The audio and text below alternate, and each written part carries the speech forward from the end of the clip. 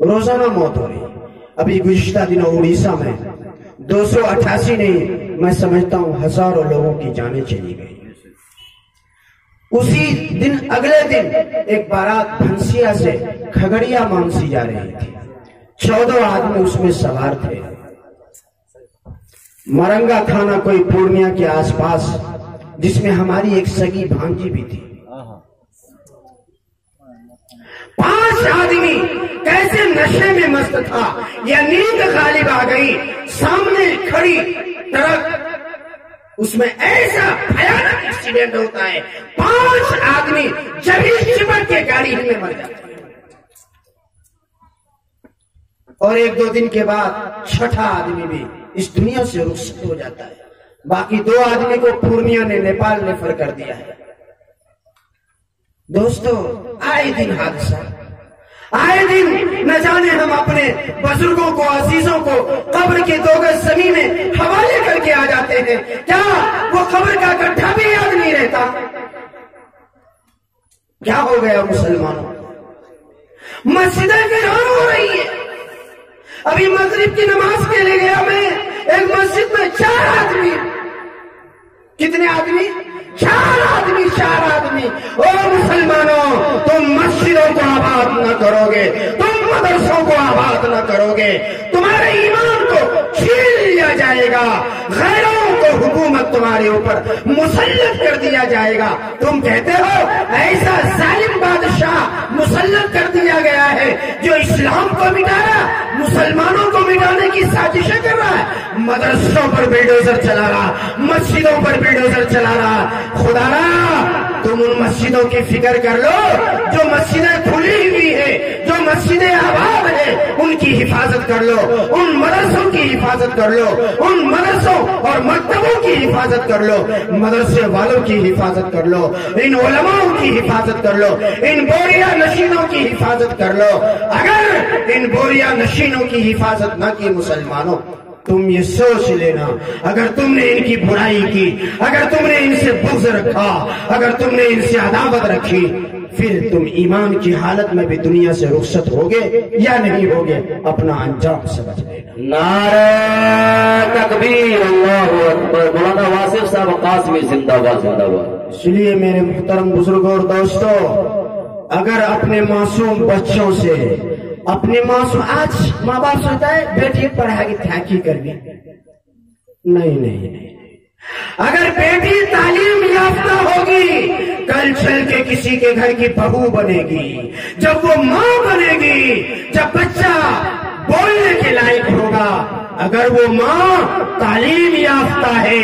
مولانا حدیث اللہ نصر بھاگلپوری کے ادارے میں رہ کر تعلیم و تربیت حاصل کیا ہوگا تو وہ ماں جب بچہ بولنے کے لائق ہوگا تو اسے ابا نہیں، اماں نہیں، بھیا نہیں، گاؤں کا نام نہیں، دادا کا نام نہیں، بلکہ اس کو سب سے پہلا بول بیٹا لا الہ الا اللہ محمد رسول اللہ. سب سے پہلا بول ماں اسے سکھائے گی اللہ اللہ اللہ. آج کی ماں سب سے پہلا بول بیٹا ابا، بولے بیٹا اماں، کہنے لگے موبائل کا ہاتھ اٹھا لیجیے.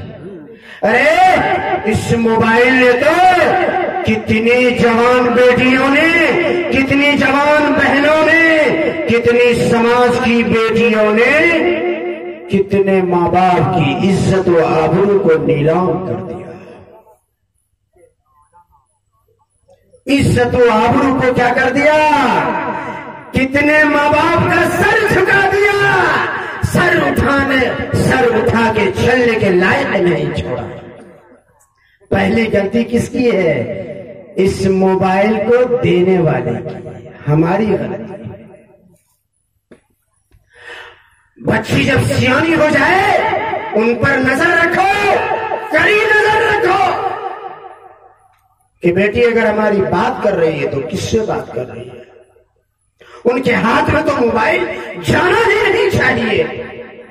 اس موبائل کا تو کارنامہ ہے کہ باپ گھر میں سو رہا ہے، بیٹی کہیں چلی گئی.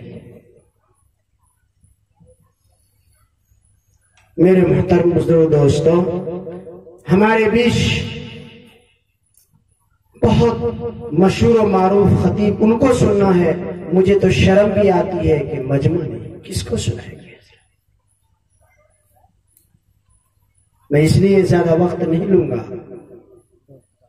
میرے محترم بزرگوں اور دوستوں، میں یہ کہنا چاہتا ہوں، بیٹا ہو یا بیٹی، دونوں کی تعلیم و تربیت میں کوئی فرق نہیں کرنا۔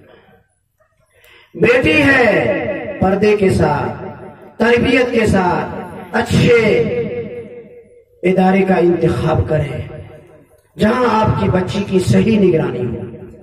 اگر بچی آپ کی تعلیم یافتہ ہوگی تو نسل بھی تعلیم یافتہ ہوگی، اور اچھی نسل تیار کرنے میں جب وہ ماں بنے گی تو معاون اور مددگار بنے گی۔ ہمارے حضرت بھاگلپور سے آ کر لٹھورا میں ایک محلہ بھی بسا ہوا ہے، وہاں ادارہ چلا رہے ہیں۔ بہت قربانی ہے علاقے میں، اپنے علاقے میں بڑی قربانی ہے، جد و جہاد بڑی اصلاح معاشرہ کی نسبت سے، جمعیت علماء ہند کے پلیٹ فارم سے، اصلاح اور بھی بہت سے پلیٹ فارم سے، جب جب قوم کو ضرورت پڑی، حدیث اللہ نثر بھاگلپوری کی، رات ہو یا دن، سیلاب ہو، آندھی ہو یا طوفان، گھر چل جائے یا کسی بیوہ کی شادی ہو، ہر ایسے موقع سے ہمارے ہر دل عزیز، ہمارے مشفق و مربی حضرت مولانا حدیث اللہ نثر بھاگلپوری، جو ہمارے بڑے بھائی بھی ہیں، ہمارے مشفق و مربی بھی ہیں، ہمارے سرپرست بھی ہیں، انہی کی محبتوں میں میں اس وقت آپ حضرات کے بیچ حاضر ہوں۔ انشاءاللہ کسی اور موقع سے تفصیل سے بات چیت کروں گا کہ آج ہمارے نوجوانوں کو یہ شراب کی لت، یہ کوریز کی لت نے کتنے گھروں کو اجاڑ دیا ہے، کتنی بیویوں کو شوہر زندہ رہتے ہوئے میں سمجھتا ہوں وہ بیوہ ہو گئی ہے، کتنے بچے ماں باپ رہتا ہوا اگر وہ شرابی ہو گیا ہے، اگر وہ نشیڑی ہو گیا ہے، اگر وہ کوریز اور پوپے کا عادی ہو گیا ہے، تو ایسا بچہ باپ کا زندہ رہتے ہوئے وہ یتیم بن چکا ہے۔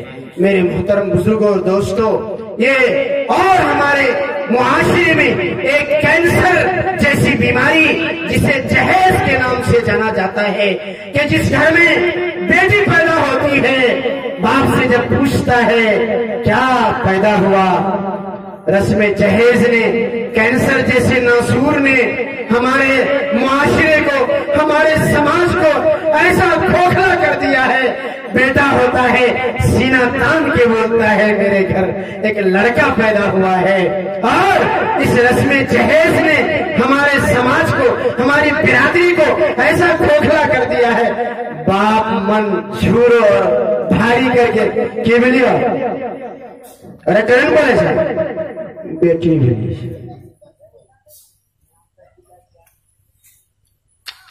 ہائے فاطمہ کون تھی؟